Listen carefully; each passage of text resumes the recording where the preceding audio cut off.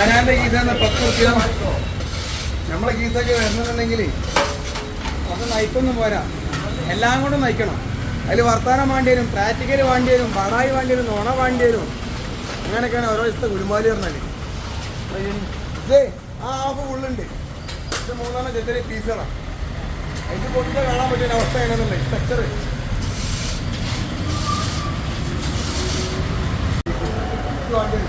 അതിന് കാരണം എന്താണെന്ന് വെച്ചാൽ നമ്മുടെ പാർക്കിംഗ് ആണ്. നമ്മൾ ഈ റോഡിൻ്റെ ലെവലിൽ നേരെ താഴോട്ട് നമുക്ക് അണ്ടർഗ്രൗണ്ടാണ് ഞങ്ങളെ പാർക്കിലേക്ക് അണ്ടർഗ്രൗണ്ട് കൊണ്ടുള്ള പ്ലാനിങ് ഉണ്ട്. ഓക്കെ, അതിൻ്റെ മുന്നോടിയായിട്ട് ഈ സാധനം മാറ്റിയാലേ നമുക്ക് അണ്ടർഗ്രൗണ്ട് എന്ത് ചെയ്യാൻ പറ്റുള്ളൂ, അങ്ങോട്ട് കൊണ്ടുപോകാൻ പറ്റുള്ളൂ. അപ്പം ആ ഭാഗമായിട്ടാണ് നമ്മൾ പല ആൾക്കാരെയും സംബന്ധിച്ചു ഇതൊക്കെ കാശ് തരാൻ പറ്റും. പക്ഷേ പല ആളുകൾക്കും ഇത് കിണറാണ്, അതുപോലെ ഒരു ധൈര്യം കിട്ടുന്നില്ല. അപ്പോഴാണ് നമ്മളെ തൊട്ടടുത്തുള്ള നമ്മുടെ വെട്ടിങ് പിന്നെ ഓൾറൗണ്ട് കരികളാണ്. പക്ഷേ ഇത് കരികളൊന്നല്ലോ, കാര്യം തന്നെയാണ്. ആള് ഭയങ്കര ഉഷാറാണ്. നമ്മൾ വിളിച്ച പാടുന്ന നമ്മളെ പറഞ്ഞെത്തി നമ്മളെ കാര്യങ്ങളെല്ലാം പെട്ടെന്ന് തീർത്തരാന്ന് പറഞ്ഞത്.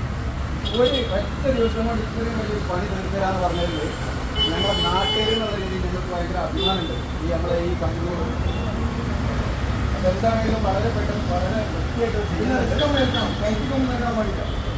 ഞങ്ങൾക്ക് പറയാനുള്ളത് ഇതിന്റെ ഈ ഭാഗത്തുന്ന സമയത്ത് കുടിവെള്ളമാണ്. അല്ല, ഈ വാക്കുകൾ ഈ മണ്ണിൽ ചടിയിട്ടൊന്നും ഈ കിണറ്റിലേക്ക് പോകാൻ പാടില്ല. കാരണം ഇത് ഒരുപാട് സ്ഥാപനങ്ങളുള്ള ഒരു മൊത്തം ആൾക്കാർ ആശ്രയിക്കുന്ന കിണറാണ്. പിന്നെ പറഞ്ഞാൽ കിണർ ഫസ്റ്റ് നന്നാക്കി കിണറല്ലേ, ഇതിലേക്ക് ഒന്നും ചാടിക്കാൻ പാടില്ല. ഈ സിമെന്റ് അതുപോലെ ചളി മണ്ണ് ഇതൊന്നും ഈ ലേവലിലേക്ക് പോയത് അതിന്റെ കൂടെ ആൾക്കാരും പോയത് അതിന്റെ ഫുള്ള് ഉത്തരവാദിത്തം ഞങ്ങൾക്കാണ്. ഞങ്ങൾക്ക് ഒരു ഉത്തരവാദിത്തം അതിനാണ് ഇന്നത്തെ കാര്യം. ഉത്തരവാദിത്തത്തോടെ നിങ്ങൾ എന്ത് ചെയ്യുക, ഈ പണി തീർക്കുക. അത് ഉഷാറാക്കി തരാം. സമയത്തുണ്ടല്ലോ ഇത് ഫുൾ സ്ലേവാന്ന് വിചാരിച്ചിരുന്നു. ഇത് ഫുൾ സ്ലേവല്ല. ഇതിന്റെ സ്ട്രക്ചർ നിൽക്കണം എങ്ങനെ വെച്ചിട്ടുണ്ടെങ്കിൽ ഈ കാണുന്ന ഹാഫ് ഉണ്ടല്ലോ, ഈ ഹാഫ് ഇതിന്റെ മുകളിലിട്ട് വാർത്താക്കും. ആ ഹാഫിലാണ് ഈ ഹോൾസ് വന്നിട്ടുണ്ട് ഓപ്പണിങ്. നേരെ മറിച്ച് ഈ കാണുന്ന ഹാഫ് എന്ന് പറഞ്ഞാൽ മെയിൻ്റെനൻസ് വർക്കിന് വേണ്ടിയിട്ട് 3 പീസാണ്. ഒരു കോണി പിന്നെ ഒരു പീസ് അടുത്ത കോണി. അപ്പോൾ ഇത് നിൽക്കുന്നപ്പോൾ എങ്ങനെ വെച്ചിട്ടാണ് കണ്ടത് എന്തായാലും ടീമുണ്ടോ, ആ ടീം കുറച്ച് ചാടിക്കുണ്ട്.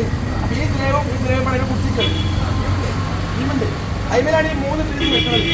നിങ്ങളൊന്നും പറയണ്ട, സംഭവം ഒന്നും ഇല്ലാതെ ചണ്ടി വയ്ക്കാത്ത കോലത്തിൽ നമ്മൾ ഫുൾ സെറ്റപ്പ് ആക്കി തരാം പോരെ. അപ്പോൾ അത് മുതലാളി വേറെ